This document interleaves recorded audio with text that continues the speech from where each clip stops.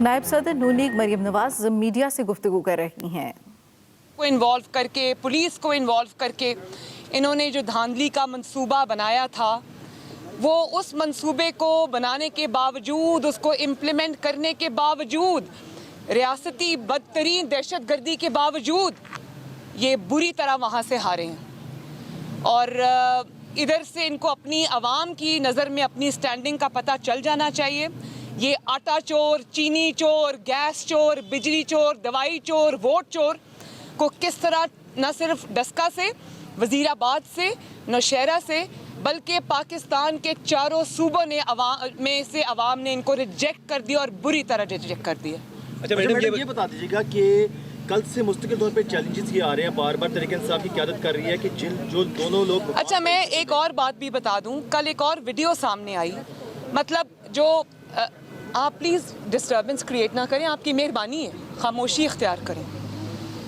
तो बात यह है कि जो कल से वीडियो सामने आ रही हैं, वो जो प्रिजाइडिंग ऑफिसर्स थे वहाँ पर, जिन्होंने बिकने से इनकार कर दिया, मेरे पास वो वीडियो है, मैं आपको वो वीडियो दिखाती हूँ, जिसमें प्रिजाइडिंग ऑफिसर जिसने गले में कार्ड पहना हुआ है, वो ये बात कर रहा है कि एक गाड़ी में बैठ के लोग आए और उन्होंने कहा कि जो इलेक्शन कमीशन की गाड़ियाँ हैं उसमें आपने वापस नहीं जाना, वोट के डब्बे लेकर आपने हमारे साथ जाना है। उन्होंने कहा आप कौन हैं, आपके साथ क्यों जाना है? तो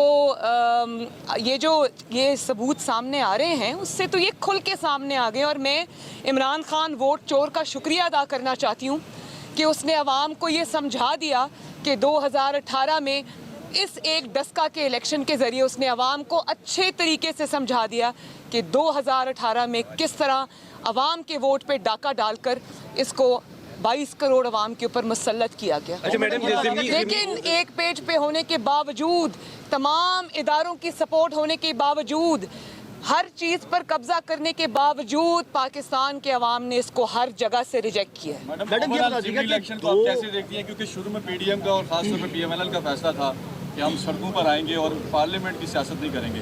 अब पार्लियामेंट में पीपल्स पार्टी ज़्यादा क्रेडिट ले रही है कि हमारे कहने पे पीडीएम आई है और फ़ायदा हो रहा है। आप इसको कैसे देखती हैं? क्या पार्लियामेंट के अंदर रहकर ही कोई नो कॉन्फिडेंस का वोट आना चाहिए या इस तरह की कोई मूव आनी चाहिए? आज धांधली के बारे में बात करें। अच्छा मैडम, बार ये दो तरीके इंसाफ की जानिब से ये दावे सामने आ रहे हैं कि जो दो नौजवान जाँ बहक हुए थे उनके इलाकों में आकर दिखाएं, तो क्या आप अफसोस करते उनके घर जाएंगी और हमारे पैगाम देंगी कि ले मैं यहाँ मौजूद हो गई? क्योंकि वो बार बार दावे कर रहे हैं तरीके इंसाफ वाले कि यहाँ नहीं आप लोग आ सकते। इसका मतलब है कि उन्होंने कोई बदतमीज़ी का प्लान बनाया है, क्योंकि इनको ये वोट नहीं ले सकते। ये अवाम के साथ कुछ, जहाँ पर अवाम की और वोट की बात आती है वहाँ ये फेल होते हैं, जहाँ गुंडागर्दी और बदमाशी की बात आती है वहाँ पर ये लोग सबसे आगे होते हैं।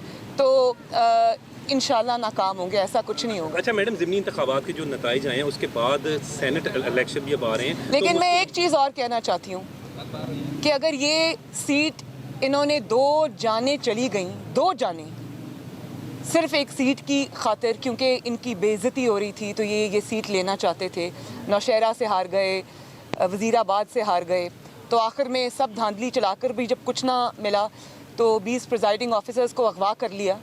तो ना डस्का का पता चला, ना बक्से का पता चला कि डस्के में बक्सा किधर से आ गया, बक्सा कहाँ चला गया। और मैं ये भी बताना चाहती हूँ कि धुंध करते हैं, धुंध भाई, धुंध में सिर्फ ये 361 पोलिंग स्टेशंस में से ये 20 पोलिंग स्टेशंस ही थे जिनके लोगों ने गायब होना था, और धुंध में 2 घंटे, 4 घंटे, 6 घंटे, 12 घंटे, 14 घंटे के बाद ही आए हैं भाई।